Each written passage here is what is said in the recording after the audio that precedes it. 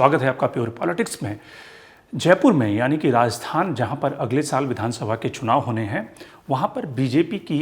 राष्ट्रीय पदाधिकारियों की बैठक चल रही है। नेशनल एग्जीक्यूटिव नहीं है, जो कि होनी चाहिए थी, लेकिन जेपी नड्डा ने सोचा कि नेशनल एग्जीक्यूटिव में चीफ मिनिस्टर को बुलाना पड़ता है, सारे मंत्री होंगे, उसकी जगह राष्ट्रीय पदाधिकारियों की बैठक बुला ली जाए, क्योंकि चुनावी राज्य है और जहां पर बीजेपी को कांग्रेस से सत्ता छीनना है, तो इसलिए माहौल गरमाने के लिए वहां पर पदाधिकारियों की बैठक बुलाई गई।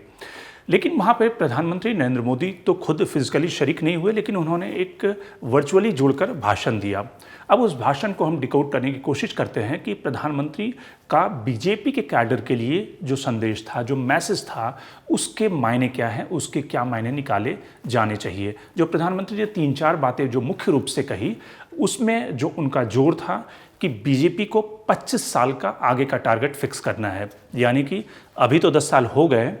आगे के 25 साल बीजेपी कैसे नेशनल पॉलिटिक्स में डोमिनेट करे, बीजेपी का एक्सपेंशन हो, उस पे बीजेपी को फोकस करने की ज़रूरत है। दूसरा कि किस तरह से जो विरोधी पार्टियां हैं, जो परिवारवादी पार्टी है, उनके शब्दों में उससे लड़ना है, उस पे अटैक करते रहना है। तो प्योर पॉलिटिक्स में बात प्रधानमंत्री के उस राष्ट्रीय संबोधन को, जो कि उन्होंने बीजेपी के कार्यकर्ताओं के लिए दिया। तो शुरुआत करते हैं। प्रधानमंत्री ने अपने भाषण में तकरीबन 40 मिनट से ज़्यादा लंबे भाषण में जो उनका जोर था, उस जोर को या फिर उनके भाषण के क्रक्स को समझें। पहला जो उनका जोर था इस बात पे, चूँकि वो पार्टी के कार्यकर्ताओं को संबोधित कर रहे थे, इसलिए उनमें कैसे जोश भरा जाए, उनमें कैसे ऊर्जा भरी जाए और उनको फ्यूचर के लिए कैसे मोटिवेट किया जाए। तो इसलिए उनका जोर उन कार्यकर्ताओं के मोटिवेशन पे था, जिसमें उन्होंने शुरुआत से गिनाया कि किस तरह से जनसंघ के ज़माने में बीजेपी को कोई, उस ज़माने में जब जनसंघ थी, बीजेपी का अवतार नहीं हुआ था, तो जनसंघ को कोई जानता नहीं था, गाँव में तहसील में उसका कोई नाम लेवा नहीं था, लेकिन किस तरह से समर्पित कार्यकर्ताओं ने, सुंदर सिंह भंडारी जो कि राजस्थान के थे, जेपी माथुर, भैरव सिंह शेखावत जो राजस्थान से आए, उन सब ने और तमाम जो पार्टी के नेताओं ने जनसंघ की बुनियाद पर बीजेपी को खड़ा किया। तो ये कार्यकर्ताओं में जोश भरने के लिए था। लेकिन जो टारगेट जो उन्होंने दिया बीजेपी कार्यकर्ताओं को, उस टारगेट के तहत उन्होंने कहा कि हर घर बीजेपी, यानी कि पहले ये बात होती थी कि हर बूथ पे बीजेपी, लेकिन अब हर घर बीजेपी, यानी कि बीजेपी का जो एक्सपेंशन प्लान हो वो अगले 25 साल के लिए फिक्स किया जाना चाहिए। अब इसमें थोड़ा सा एक दिलचस्प किस्सा, थोड़े दिन पहले प्रधानमंत्री ने इस बात का उल्लेख किया था कि उनसे एक विपक्ष के वरिष्ठ नेता ने जब मुलाकात की थी, ये शायद संकेत शरद पवार के लिए था, और जब उस विपक्ष के नेता ने प्रधानमंत्री से मुलाकात की, तो उसमें उन्होंने कहा कि मोदी जी अब कितना, 10 साल तो हो गए, मतलब कि 2 टेन्योर 8 साल हो गए, 2 साल तो वैसे भी आप रहेंगे, तो अब कितना सत्ता भोग करेंगे एक तरह से, या कब तक आप जमे रहेंगे, उनके कहने का मतलब था। तो उस पर प्रधानमंत्री ने अभी थोड़े दिन पहले भी चुप्पी तोड़ी थी, और आज की जो बैठक थी उसमें भी उन्होंने कहा कि हम अधीर हैं, हम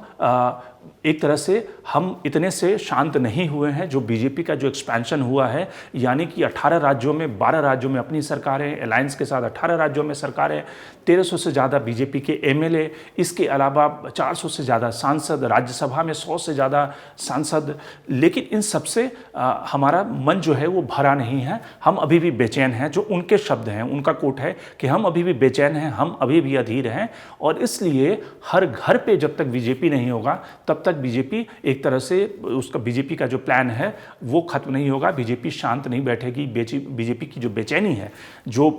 पार्टी के पुराने नेताओं ने जो सपना देखा था, वो सपना पूरा नहीं होगा। जो 20 करोड़ की जो मेंबरशिप है वो तकरीबन, यानी कि हर घर बीजेपी का मतलब कि जो 125 करोड़ की जनता है, हर घर पे बीजेपी का झंडा होना चाहिए, हर घर बीजेपी का वोटर होना चाहिए। ये उनका लार्जर प्लान है अगले 25 साल के लिए, जो बीजेपी को देखना चाहिए और जो उन्होंने बीजेपी के कार्यकर्ताओं को टास्क दिया है। दूसरा जो टास्क उनका ये था कि आप जो सरकार की जो बेनिफिशियरी स्कीम है, जिसका उन्होंने उल्लेख किया कि लाल किले के प्राचीर से जब मैंने भाषण दिया था तो उसमें उन्होंने कहा था कि सरकार का जो टारगेट है वो 100% बेनिफिशरी स्कीम के जो लोग हैं उन तक पहुंचना, यानी कि सरकार की जो फ्लैगशिप स्कीम है, चाहे वो उसमें उज्ज्वला योजना हो या फिर प्रधानमंत्री आवास योजना हो या फिर नल से जल हो या फिर श्रमिक कार्ड हो, ये तमाम जो योजनाएं हैं इसका जो लाभ है वो 100% तक पहुंचना चाहिए। ये बीजेपी का टारगेट है, ये सरकार का टारगेट है। और इसलिए बीजेपी के कार्यकर्ता को बिना रुके हुए, ये नहीं कि हमने बहुत कुछ अचीव कर लिया, घर बैठ जाएं, सो जाएं, उसकी जगह हमेशा मेहनत करते रहनी है और हमें शॉर्टकट नहीं अपनाना। और शॉर्टकट से उनका ये कहने का जो तात्पर्य था कि जो डिस्ट्रैक्शन पॉलिटिक्स होती है, डिस्ट्रैक्शन पॉलिटिक्स उनके शब्दों में एक तरह से जो इस तरह की पॉलिटिक्स होती है, चाहे वो रीजन के आधार पे हो, जाति के आधार पर हो, धर्म के आधार पर हो, जिस तरह की पॉलिटिक्स समय समय पर चलती रहती है, उसमें नहीं उलझना, बल्कि हमें जो डेवलपमेंट की राजनीति है, विकास की राजनीति है, जिसका उन्होंने जिक्र भी किया कि किस तरह से डेवलपमेंट की राजनीति को, पॉलिटिक्स को उन्होंने इंडिया की पॉलिटिक्स में सेंटर में ला दिया है। यानी कि विकास की राजनीति आज की तारीख में जो रीजनल पार्टी हैं, जो जातियों के आधार पर काम करती है, कोई परिवार के आधार पर काम करती है, उनको भी विकास की बातें करनी पड़ती है चुनाव जीतने के लिए। तो जो डेवलपमेंट की पॉलिटिक्स है, उन्होंने इंडिया की पॉलिटिक्स का सेंट्रल पॉइंट, फोकल पॉइंट बना दिया है। ये प्रधानमंत्री ऐसा सोचते हैं और इसलिए बीजेपी के जो कार्यकर्ता हैं उनको शॉर्टकट की जगह छोड़कर, बल्कि जो कोर इशू है, अब कोर इशू से लोग कंफ्यूज हो गए कि कोर इशू तो बीजेपी का मथुरा काशी या फिर राम मंदिर आंदोलन या फिर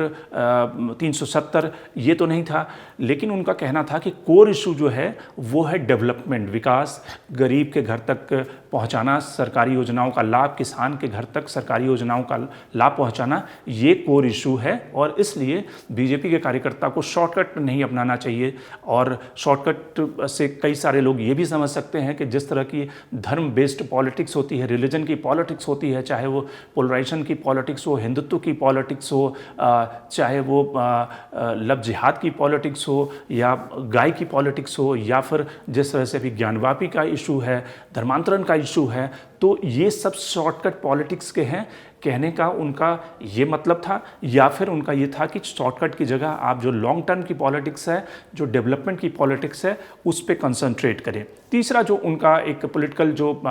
जिस तरह से किसी भी